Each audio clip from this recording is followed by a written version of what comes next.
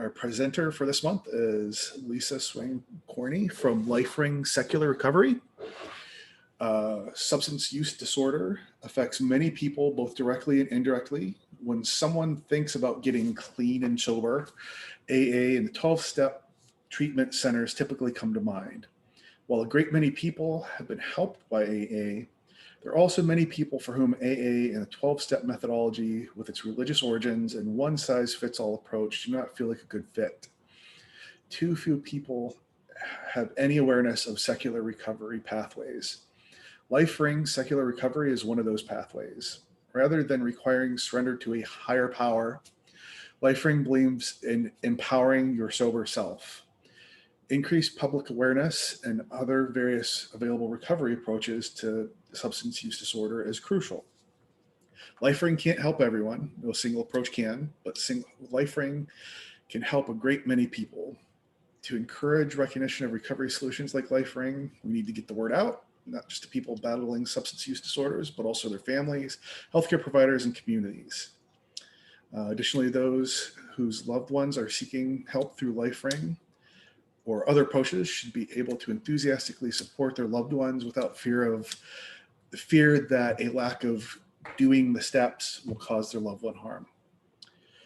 Lisa, our presenter, is a wife, mother, daughter, proud owner of an 8-year-old puggle, avid Trekkie, and a person in long-term recovery. She's the LifeRing Frontier Regions Coordinator and a LifeRing convener. There we go. Convener. Facilitator. Lisa's passion for helping others find and maintain recovery and for helping to bring LifeRing Secular Recovery into new areas and communities. So with that, I will turn it over to Lisa. Okay. Well, thank you for having me. Always appreciate the opportunity to talk about LifeRing. I'm very passionate about it. So I'm going to proceed. If you have not filled out the survey, please do. I've been kind of looking at the results. Thank you to those who have. So first I'm going to tell you just a little bit about LifeRing, and then a little bit more about why it's important that people know about LifeRing and groups like it. So LifeRing Secular Recovery is a network of secular support groups for people who have substance use disorder and are wanting to do something about it. Substance use disorder, for those, if that may sound strange, that's sort of the term that's used now rather than addiction, or there's been a big trend in using non-stigmatizing language. You know, if you think about, even close your eyes for a second and picture a person with substance use disorder. Well, you might picture me because I just, but and what that looks like, and then think about the word addict or alcoholic. And I know even me, I get extremely different pictures in my mind when I think of those terms, and they're not positive. So substance use disorder feels kind of like a mouthful sometimes, but so LifeRing is for anyone who wants to get clean and sober, to stay clean and sober. And LifeRing's definition of sobriety is free from alcohol or other non-medically indicated drugs. And that non-medically indicated drugs is a really crucial piece to LifeRing's philosophy. Medically assisted treatment, another mouthful maybe, but medications that are prescribed to people to reduce cravings and things like that are being used more and more by professionals in helping people with substance use disorder. LifeRing does not interfere with the doctor-patient relationship. and we don't tell people that they shouldn't use those things.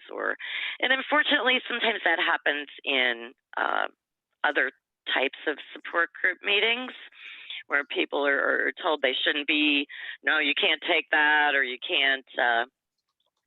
So LifeRing, I think just takes a much more common sense approach. The basis of LifeRing is positive social reinforcement. I mean, we get together in meetings, either online or in person, mostly online now.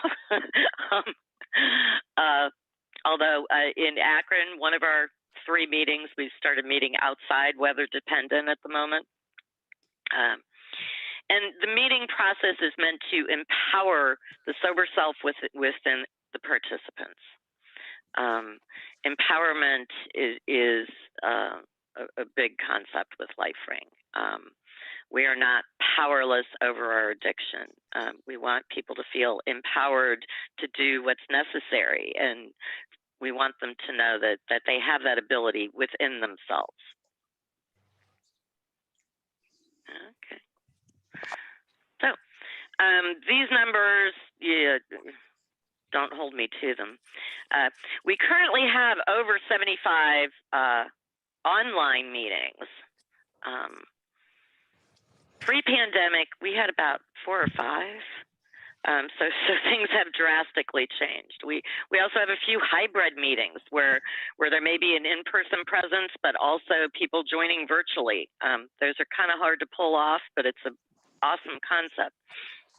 So pre-pandemic, LifeRing had 200 plus in-person meetings worldwide. Honestly, we're not even sure how many we have still meeting in person. We have meetings that, like I said, are hybrid. Some are meeting outside. Some are just on hiatus. Some have moved online. A lot plan on going back to face-to-face. Some are like, hey, this online thing's pretty cool and want to stick with that. We are definitely in a period of transition, just like everybody else. We also have email groups. And a forum, Delphi, for those of you who can remember those things, and the forum's active still. This is just like a pretty picture, right? So LifeRing has or had pre-pandemic, or kind of still has, a physical presence in these countries: Canada, the US, the UK, Australia, Sweden, Ireland, Scotland. Actually, well, that would be part of the UK. We have a current online. We have had brand new meetings start during the pandemic, although certainly not what we had been seeing prior to the pandemic. And okay, so I didn't skip. I'm not. I need to. Give me 1 second here. That's not working. Okay. Need to check my slides.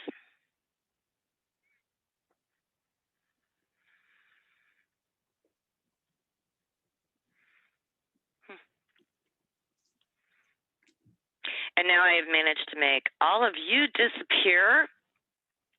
So until I get you to come back. I always manage to do that somehow with Zoom. Yeah. Okay. Well, I'm sorry. I can no longer see faces. So you're definitely going to have to give me an auditory heads up when I pause if there's a question. So why is it important? Why do I feel definitely that it's important that not just people with substance use disorder know more about options like LifeRing? Well, substance use disorder is a big issue.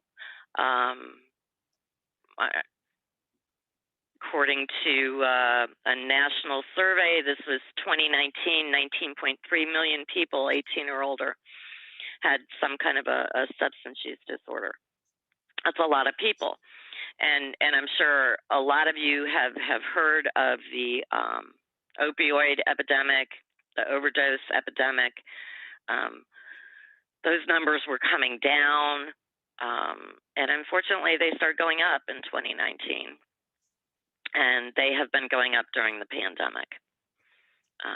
Interestingly, though, I read an article a few weeks ago that the areas that had the highest increase in overdose deaths during the pandemic were not the areas that were in strict lockdowns. That was not what was contributing to this. But all of our lives have been thrown into some turmoil, and that probably accounts for these numbers. So somebody who has a substance use disorder, they deserve to have information about all the treatment options, not just AA or NA, but groups like LifeRing. There are also other secular groups, Smart Recovery, SOS, which actually LifeRing split off of back around 2000. And I think this is a really crucial point. Loved ones should feel confident that they can support someone who's choosing to participate in LifeRing, and without fear that their loved one is going to die because they're not working the steps. That's a message that's just out there in society so much that I've seen a lot of loved ones who really gave some strong pushback to people who were thrilled to find something like LifeRing and it was working for them, but their loved ones were scared because they didn't think anything other than AA and working the 12 steps could help them. And I may have said it already. If not, a lot of people have been helped by AA and the 12 steps. We are not against AA, and I don't mean anything that I say to give that impression. But it's not for everybody. The LifeRing's not for everybody. AA is not for everybody. No one thing is going to work for everybody. I have a question. Sure. Are there ever situations where law enforcement agencies require that somebody attend something like AA? Does that ever happen? I'm maybe making this up. Oh, no, you're not. Thank you for the question. That happens a lot. There are a lot of people who in recovery, let me try that again. In the recovery vernacular are, quote, on paper, meaning they have to get a paper signed by somebody at the meeting stating they attended. They're required to attend so many meetings. That would be people who are on probation, people on parole, people, under some kind of, in three-quarters houses, community correctional facilities, people who are in treatment programs, outpatient treatment programs, inpatient treatment programs, even towards the end of people's stay, typically start to have people independently leave to go to meetings. A lot of times the meetings they want people to go to are strictly AA.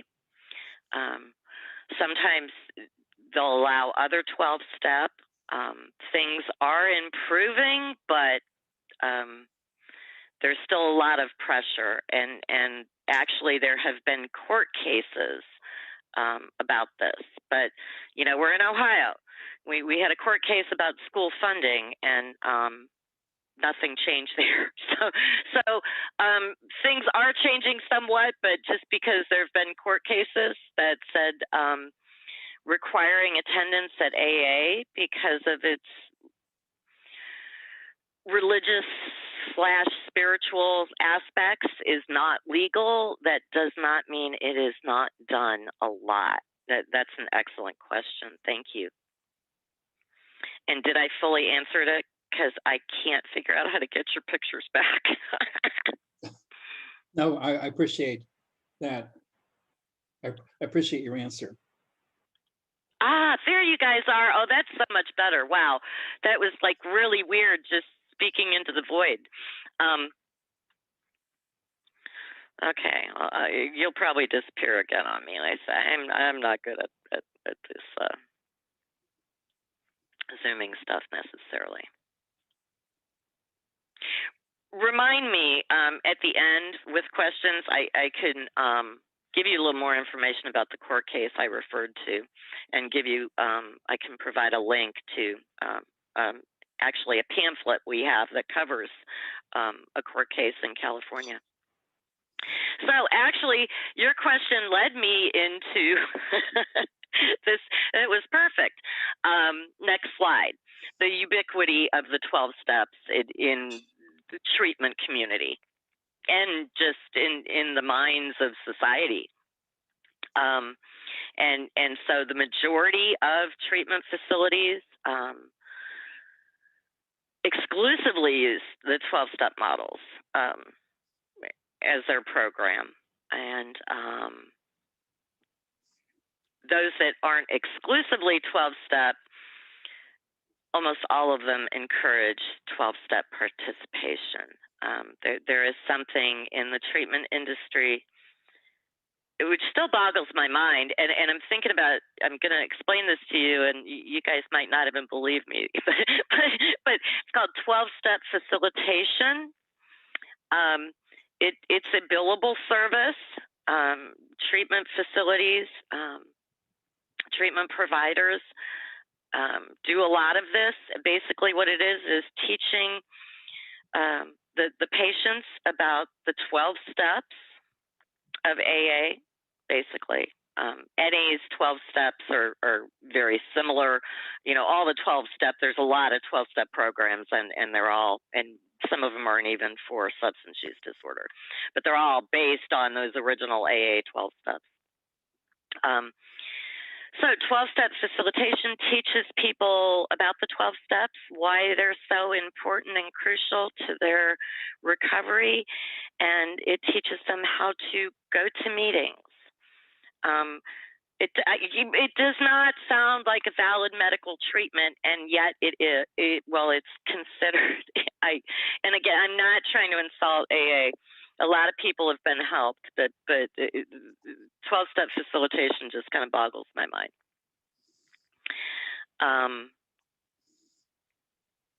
So there have been books written about this ubiquity of the 12-step model.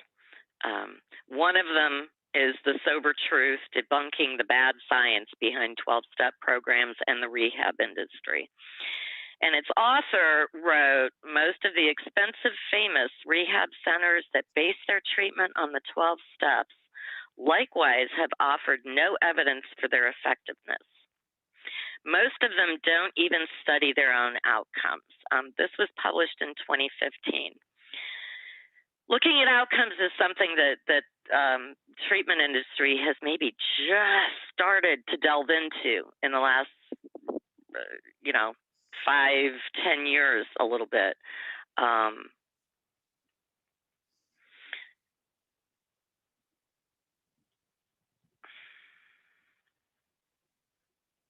So lack of awareness among clinicians.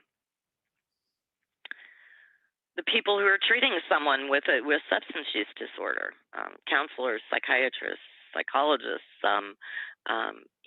12 steps. Somebody has a substance use disorder, 12 step is what comes to mind. I ran across this paper about referral to 12-step programs after treatment. This was published in 2005. It was a very interesting paper, though. It looked at all kinds of treatments, because support groups are just one part of treating a substance use disorder. Therapy might be another part. Specific types of therapy, CBT, DBT, cognitive behavioral therapy, dialectical behavioral therapy.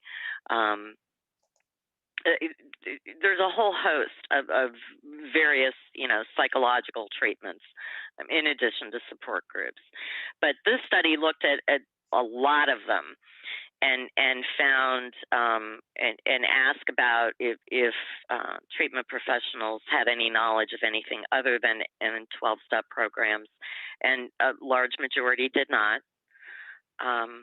And interestingly, out of those that did have knowledge of some things, perhaps like LifeRing or SMART or Women for Sobriety, they still referred everybody to AA.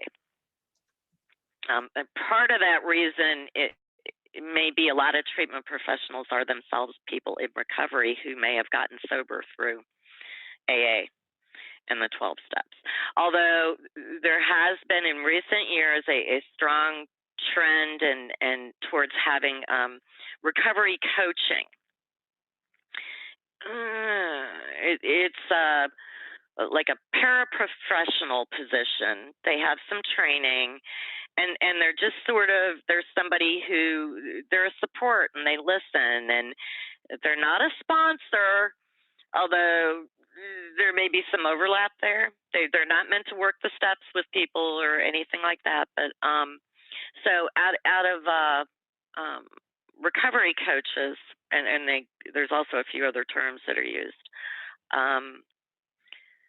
A lot of recovery coaches are more open-minded. They are very interested, and I know several, in fact, that even though they got sober through AA, they've started LifeRing meetings because they really believe that, hey, this worked for me, but I want these options for the people I work with. And that's an awesome trend, and hopefully that will continue. The Peer Alternatives for Addiction, or PAL study, I believe this study started in 2015. The first publication was 2017. That's not that long ago. This was the first study that looked at attendance at AA meetings next to attendance at other support group meetings. It's very significant. If you search a database like PubMed or something, which is where you can find an index of published medical papers and peer-reviewed journal papers, you will find thousands of papers that prove the effectiveness of AA in maintaining sobriety for people. However, they never looked at other groups. So were they proving that AA was that effective, or were they proving that support groups are effective? And this PAL study was the first study to ever look at that. And the conclusion was what us here in this group would probably guess. The conclusion was support groups work, and they're very helpful, and people do better.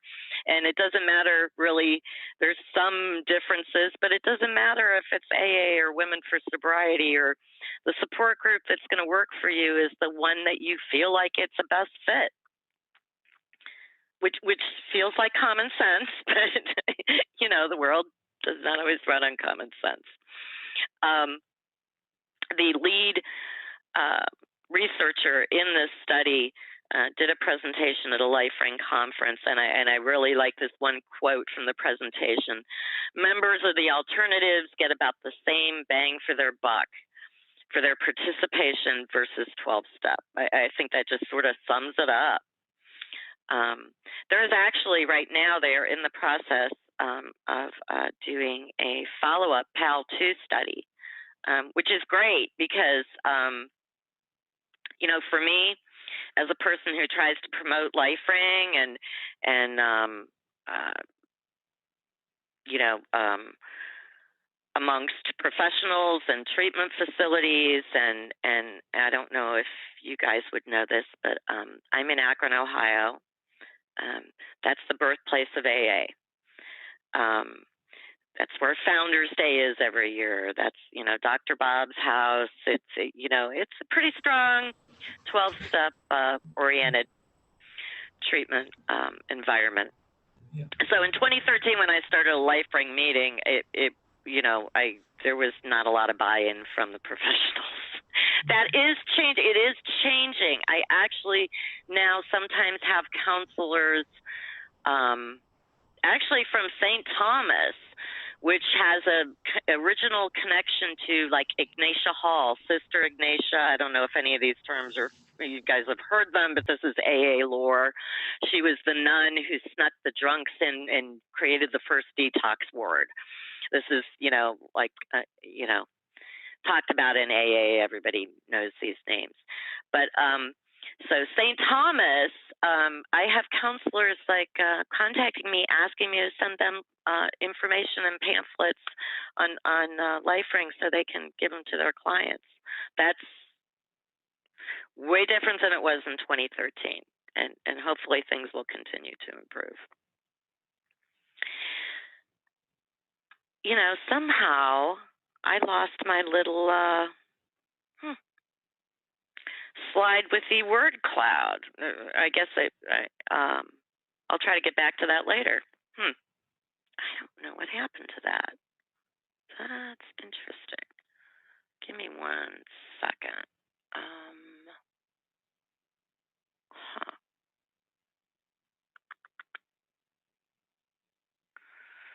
I'm going to go ahead and share it because that tied it. It was supposed to be, I don't know what happened to it. I must have skipped it.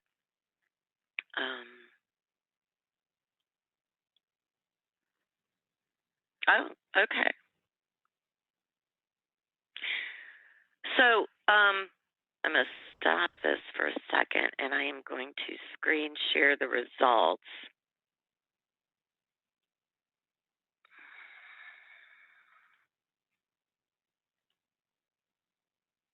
Can you guys see the? So, yeah, this is actually a little more positive, a little more secular, a little more life-ringy than I kind of anticipated, but that's a good thing. But certainly AA is there. I believe the AAA was meant to be AA.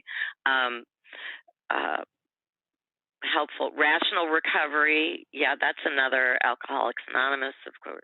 Yeah. So you didn't disprove my point, but I was smart. That may, I believe that's probably referring to smart recovery, and that's an acronym for self-management addiction recovery training, but don't hold me to that because I mess it up all the time. SMART is a secular cognitive behavioral therapy based support group. There are a lot of people who actually go to both SMART and LifeRing. I'm going to go back to the PowerPoint. I mistakenly voted twice, but my answer appeared only once. Because actually you were supposed to be allowed to vote twice. I don't know. Well, I hit vote and then the ballot opened up blank and I thought, oh, maybe it didn't get received. So I typed the same word a second time and then sent it. It didn't appear twice, thankfully. Well, that's okay. Did you help me prove my point? Or yeah, that's fine. That was hardly, scientific. Yeah. Okay. Oops, it went. Yeah. Let me get back to where I need to be.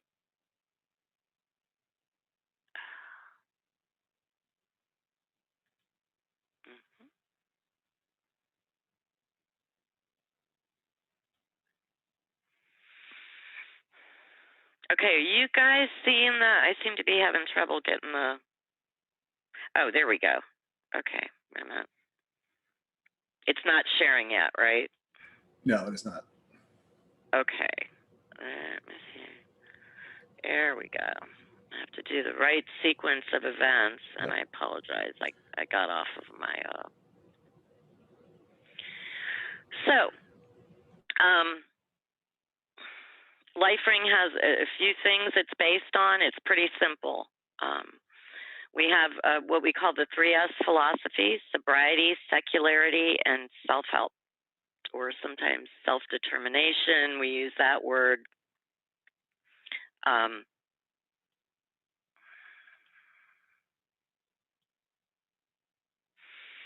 So I've already talked about the significance of the abstinence from alcohol and non-medically indicated drugs. So that, medically indicated drugs, that's not our business. And if you're appropriately using something that's perhaps helping you with cravings, there's a lot of evidence that shows that works. That, we are supportive of members appropriately taking medically indicated, that's a mouthful, psychoactive medications prescribed by an informed professional. This includes medically assisted treatment and pain management medications. I know some people in recovery, long-term recovery, who have some severe chronic pain issues. They treat them with potentially addictive pain medications, but they use it appropriately. I don't believe that because somebody is in recovery, they should be having to suffer. And we do not make distinctions about what your drug of choice is. I'm really not sad to leave that term behind. You might hear it occasionally. It's really emphasized strongly in treatment and programs. But if you have a substance use disorder, you're welcome in LifeRing, and want to do something about it, you're welcome in LifeRing. You don't LifeRing meetings. You don't introduce yourself with your specific addiction. You won't hear, "Hi, I'm Lisa. I'm an alcoholic," or, "Hi, I'm Lisa. I'm addicted to meth."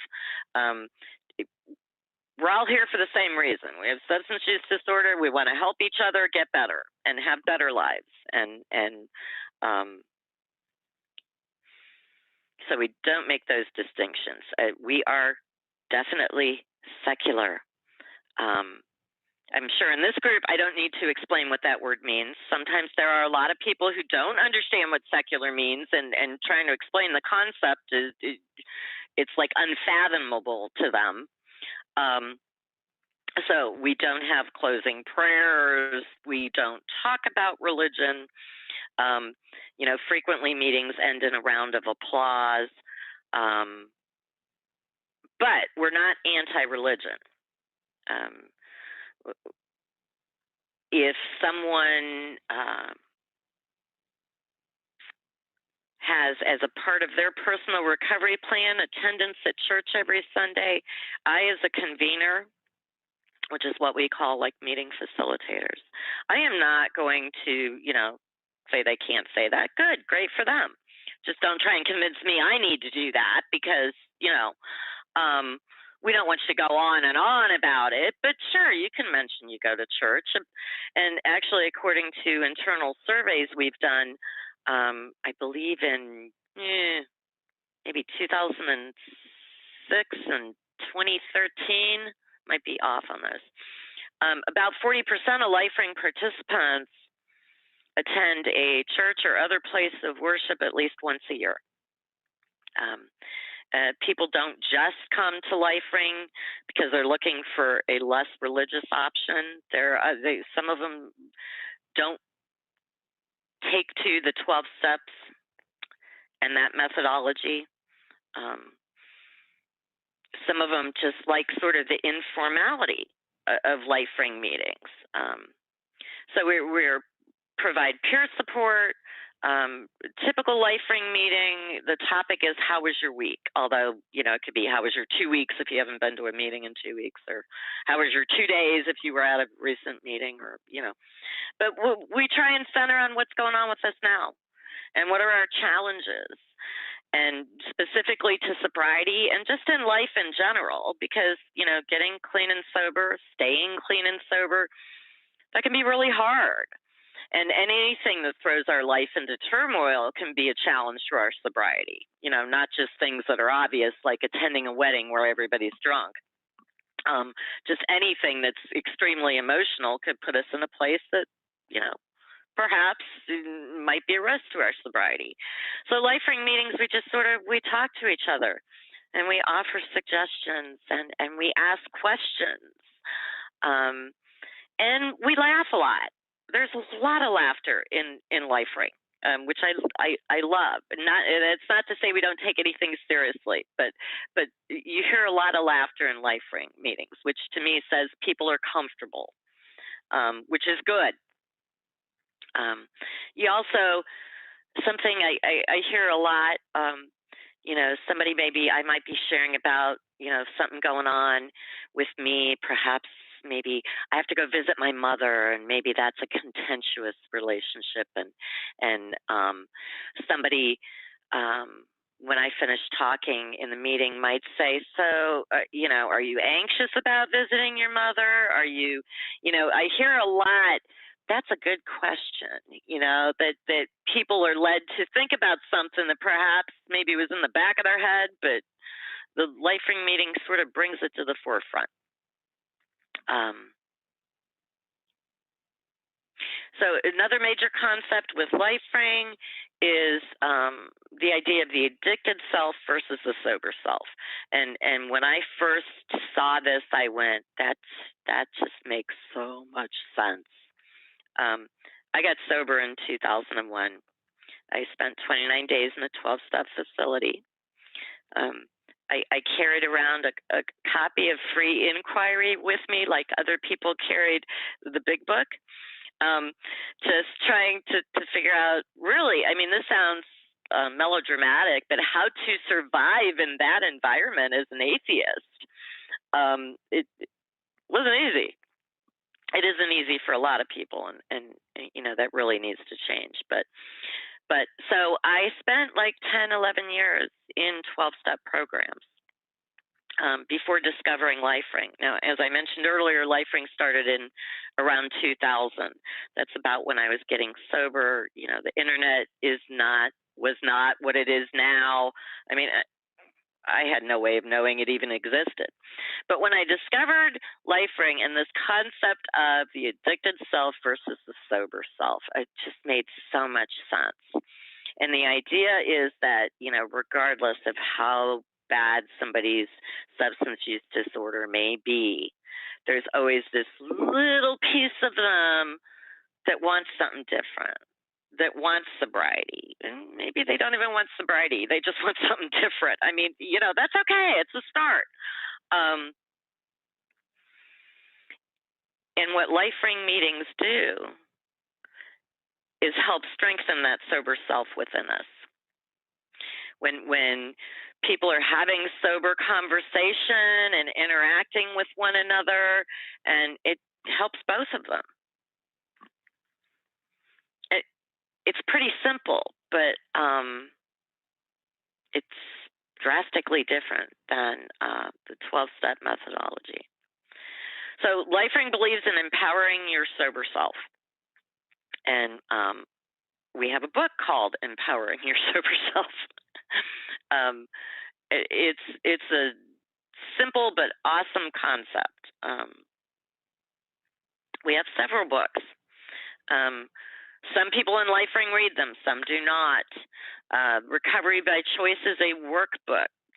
People may choose to use it. We have a few workbook-specific meetings, a couple of them online now. Empowering Your Sober Self is the book written by Marty Nicholas, that kind of the first book that LifeRing had. How Was Your Week is a book that delves deeper into LifeRing philosophy, and it's kind of a handbook for conveners, people who lead meetings. Humanly Possible is a collection of stories not just from LifeRing, but I believe also from Women for Sobriety and Smart Recovery. Just how people found sobriety in a secular manner.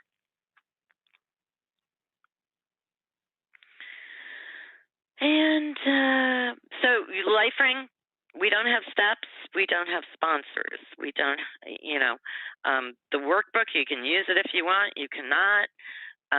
We believe everybody's got to develop their own personal recovery plan. That's what's going to work for them.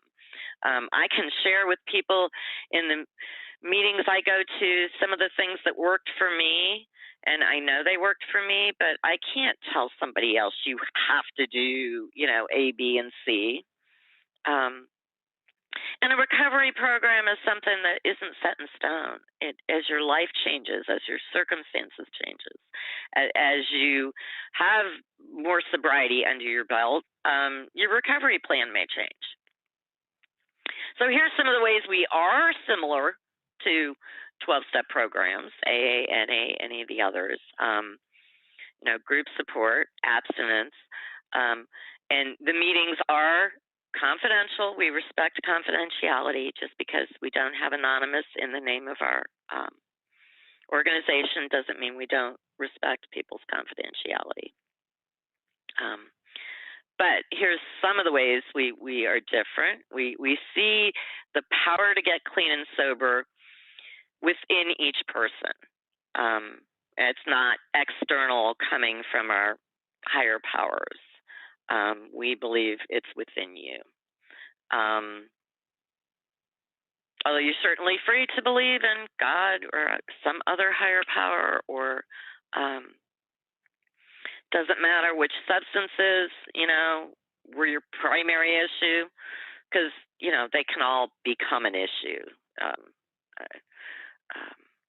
We encourage crosstalk, and that may not make any sense to anybody else. I think if you've watched a TV show or a movie where they were portraying an AA meeting, typically it's somebody speaking, and then everybody claps, and then maybe somebody else speaks, and so if I were in a 12-step meeting and somebody was talking about something and I tried to ask a question or even say, hey, I'm great, I'm glad you shared, that would be considered crosstalk. And you're not supposed to do that. And that's their method, but actually LifeRing does the opposite. We encourage people to ask questions and offer encouragement and suggestions, perhaps what worked for them.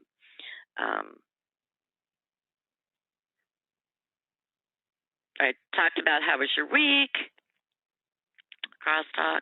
We LifeRing definitely does not. You may have heard the term a drunkalog or a drugalog. That sometimes in recovery meetings, people just sort of get up and start talking about all the times they drove drunk and how drunk they were and how, that's a drunkalog.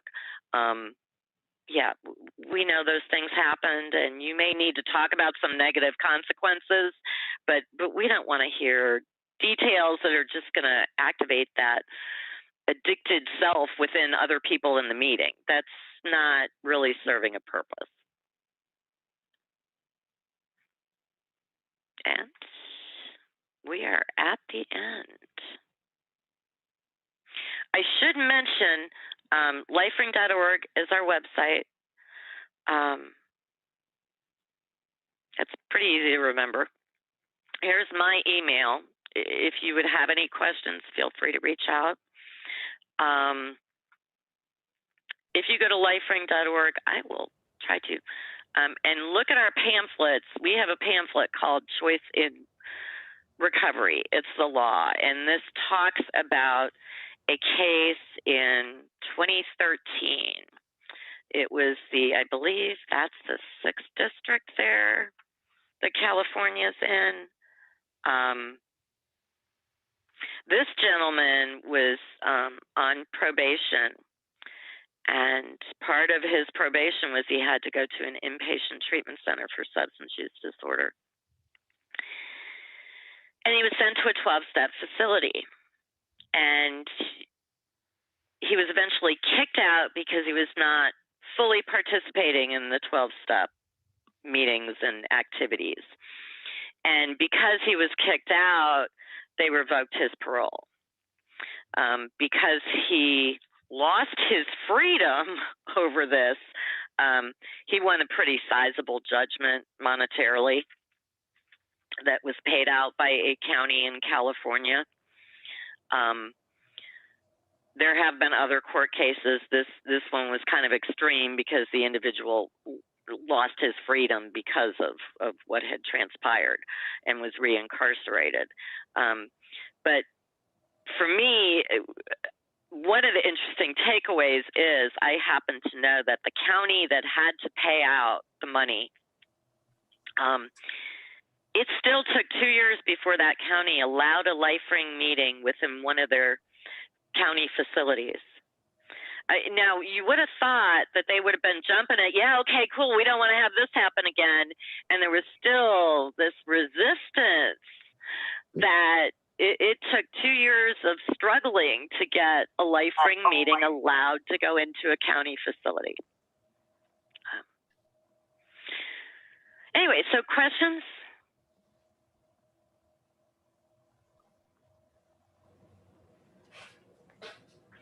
So I'm going to go first if anybody else doesn't have a question.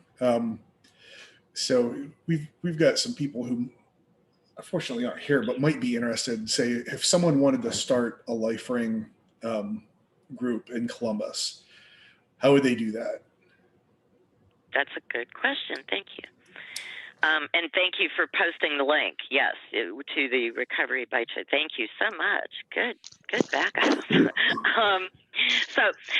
LifeRing meetings are led, they're peer support meetings. So they're led by people in recovery. So anybody who is in recovery themselves, who has 6 months or maybe approaching at least 6 months of sobriety, free to reach out to me. That's actually one of the things I do is, as the Frontier Coordinator, is help people who are starting meetings. It can be difficult to get attendance. It can be really challenging. We also sometimes have treatment professionals start meetings. They may or may not be in recovery themselves. But the goal is that they turn it over to a person in recovery as soon as possible. And we've had a few instances in recent years where community members who wanted to see this available partnered with somebody in recovery, perhaps somebody who may not quite have that 6-month sobriety time.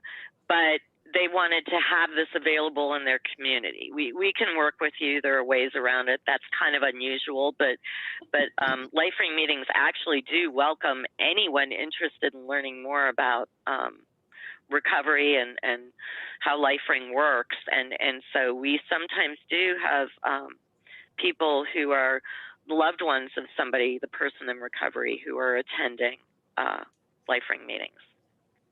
So basically, email me. I'd be happy to, Excellent. Anyone else? I don't have a question, but I do have a comment. I knew about Akron because I worked at the, I reviewed a project, and it was the hotel where they met in downtown Akron. I forgot the name of the hotel where it became, but that's when M starts with an M, I think. I slipped my mind the name of the hotel, but it's was recently converted into like apartments or something, and I worked on that. And it's like, as they were taking me on the tour, they said, "This is the room where so and so met so and so and such AA." So it's kind of sweetly ironic that you're out of Akron. Yes, definitely. Yeah, it was terrifying initially. For me, starting a meeting in LifeRing meeting in Akron, Ohio, and now that we have 3 meetings and we're, it's been, that was in 2013 when I started the first one.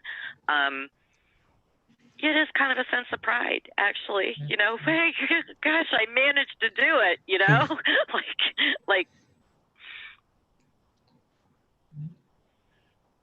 Lindsay, looks like you have a question. I have noticed that you allow crosstalk. So how do you control the people who talk too much, the overtalkers? And I imagine an AA meeting would have the same problem, even if they're just trying to get people to talk one at a time. But you're allowing people to have individual conversations while the main group is on a different conversation. Okay. What? No. So it would be one at a time. That's kind of the group self-polices, but conveners, the people who facilitate LifeRing meetings, that's one of their responsibilities is to manage crosstalk. People are pretty good, you know. It depends on the size of the meeting and the composition. Are they a bunch of people who've been attending for a long time together so they know each other? You can read each other's clues. You know, no, we don't want side conversations going on, distracting from, you know, the speaker. Whoever's talking gets, you know, people's attention. But then someone, when they pause, might, you know, ask a question or two. Actually, our online meetings, that became a little more challenging because it's harder to read body language. When Akron's in-person meetings went online, we sometimes also have people who are just on the phone. And so then you can't even see their face, or you can't, you know. So this is really super silly, but it's super simple and it works. In our Akron online meetings, when somebody wants to ask a question or make a comment, when the speaker, you know, takes a breath or something, the person who wants to say something says ring. And then at the first, you know, opportunity where it fits, then the speaker will say, okay, you know, Carl, what, you know, go ahead. And so, or the convener will do that. But if you have people who are familiar with LifeRing meetings and know how it works, they just kind of do it themselves. Did I answer your question? And that works. They shut up. The ones who are talking too much. Do they shut up? Oh, yeah, sometimes we just need to move things along. As a convener, you might need to, well, you know, wow, Carl, I'm picking on you. Carl, you know, it was great to hear about that, and I wish we had some more time. Maybe we can come back to you at the end. And, you know, there are little, you know, convening tricks that we use. You know, when we were in person, I used to, like, deliberately look at the clock, but I can't do that now. So that was a good one that worked with a lot of people, but not everybody. So it can be a problem, but it's typically not, and that's one of the roles of the convener, is to manage things like that. And they don't, I guess the nuclear option would be to mute them, but they don't have to get to that point, because with the Zoom, that's now an option. Not okay. No. So much not of a problem. They don't even go to the nuclear option. Okay. Good to know. The only time I am heavy on mute, but only about background noise, because it can get so distracting. I have never had to. That's not to say that, you know, if you're convening an online meeting, you have to have host controls just in case you get Zoom bombed or somebody becomes super inappropriate, or, you know, the convener is responsible for the safety of that meeting and its environment and keeping it positive and Okay. And I got another question. Even though I never watched Breaking Bad, but somebody else wants to know, what if you have pink men in the meeting? What if you have what? Pink men in the meeting, which are drug pushers who come to the meeting to take advantage of the drug addicts.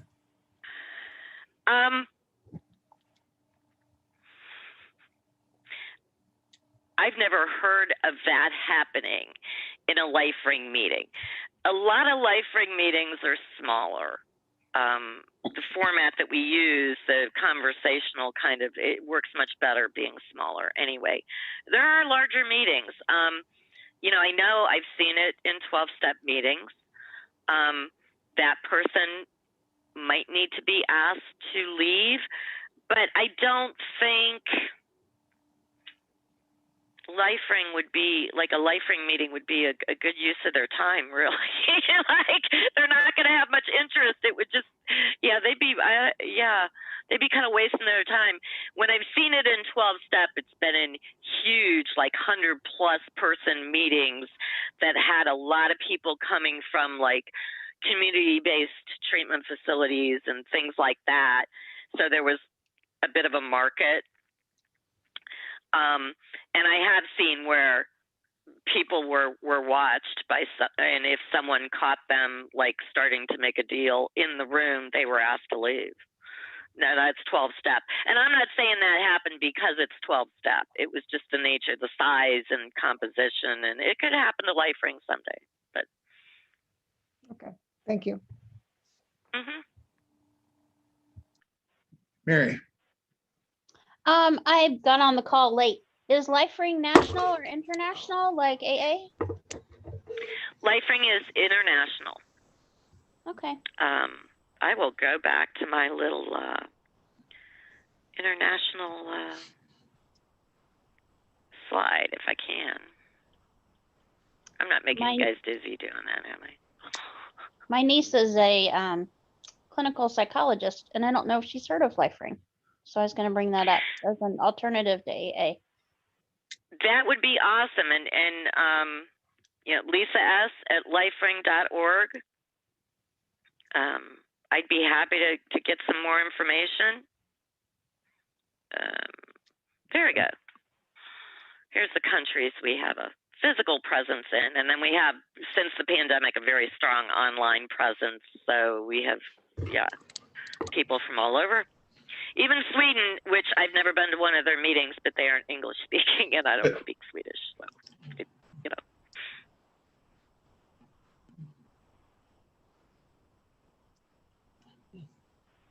I have another question, if I may. Uh-huh. Sure. Do you know? I attend SMART some off and on, but a little bit more off and on. Okay. And I know, and I've read the Rational Recovery book and done their little website where you click through slides and it's supposed to help you, whatever. Anyway, do you know if these secular groups are working together to try to advocate for it being a approved choice through how do I put this? When you're told you have to do recovery, and those people that tell you that you have to do recovery tell you places, that varies depending on what your local government is and their policies and who they allow you to mention. And more like in Columbus area, from what I've gathered from those meetings, I've heard a lot of people saying, I just left Dublin Springs and this place was mentioned to me, SMART was mentioned, which is proof that they know they're cool with secular treatment. But our group's coming together to try to push that kind of inclusion throughout the country, especially areas that it seems like less likely, the red counties, the red states, et cetera, just to give a blanket statement of where that ideologically might not be as popular. Yeah, well, and actually, even the blue areas are, but so I have a couple different answers. One is, there are more recovery organizations. I mentioned recovery coaches and them being open-minded. CCAR is an organization out of Connecticut that offers training for recovery coaches and accreditation. And I believe they also do an annual, or were doing pre-COVID, an annual like multiple pathways type conference. There's, voices, faces and voices. So there's a lot of like advocacy groups that are kind of more multiple pathway minded, more open-minded about things. And things are also dealt with on a local level. I knew somebody who was attending SOS meetings. They were under some kind of court jurisdiction, and their probation officer, parole officer, probation, I guess, would not accept attendance at SOS meetings, secular organizations for sobriety. So this individual sicked the Foundation for the Freedom from Religion on the probation office, and they acquiesced really quickly. Yep, because that would be individual Yeah, well, that would be individual jurisprudence. Each judge themselves can have an opinion whether or not this is an okay place for you to go to. Is it set that loosely where it's, or is it by the district or whatever decision? Yeah, it is sometimes very individualized. Well, okay, I can share. In Akron, Ohio, we had one meeting. There was a treatment facility that was for women. It was hooked in with sort of the county stuff and a bunch of other treatment, inpatient, outpatient type stuff. And they were allowing the women to come to the LifeRing meeting. They were required to go to so many meetings. They were allowing it. When we started the second meeting in the Akron area, and these women wanted to go now to 2 LifeRing meetings, they decided no LifeRing meetings counted anymore. We had a couple of advocates within the organization, in particular an outpatient treatment counselor.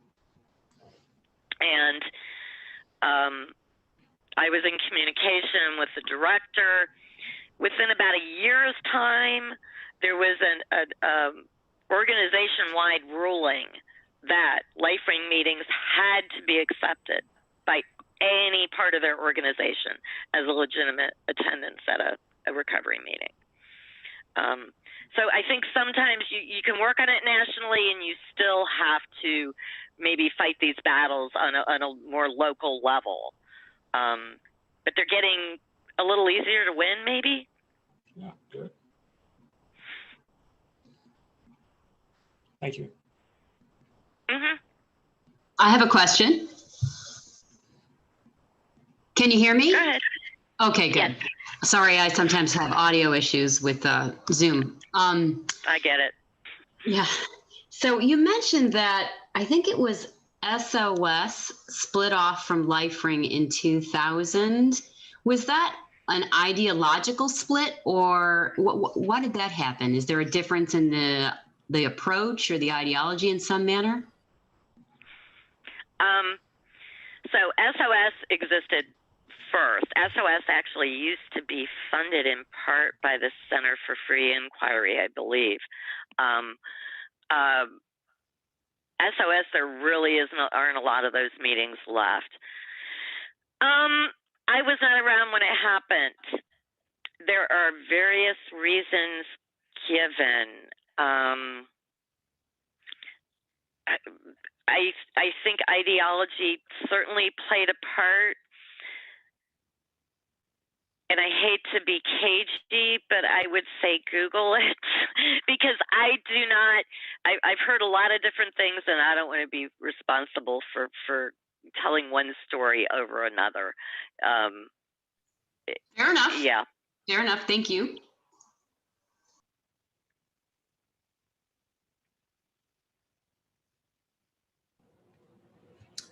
Great. Anyone else?